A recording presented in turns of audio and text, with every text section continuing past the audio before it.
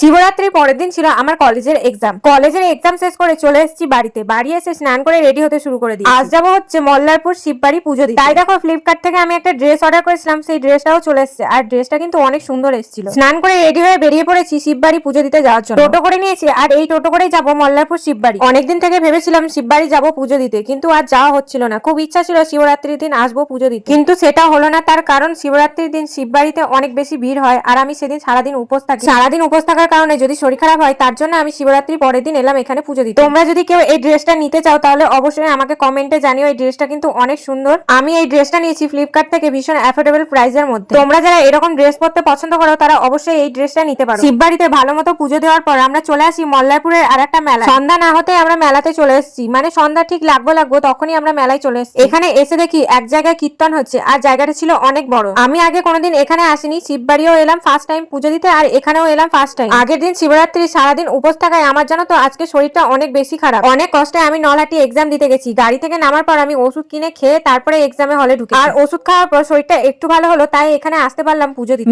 মেলায় একটু ঘোরাঘুরি করার পর চলে এলাম খাবার খেতে। তারপর নিলাম একটা মোগলাই খাওয়ার পর চলে এলাম আইসক্রিম নিতে। আইসক্রিমটা খেতে খেতে আবারও মেলা ঘুরতে শুরু করলাম। তারপর চলে এলাম জিলিপি নিতে। জিলিপিটা নেওয়ার সময় পাশে দেখি এই মাখাগুলো বিক্রি হচ্ছিল, তাই এগুলোও নিয়ে নিলাম। এই মাখাটা খাওয়ার পর আমার খুব ঝাল লেগে যায়, তাই আবারও আরেকটা আমি আইসক্রিম নিয়ে নিই, আর এই আইসক্রিমটা খাওয়ার পর চলে যাই বাড়ি।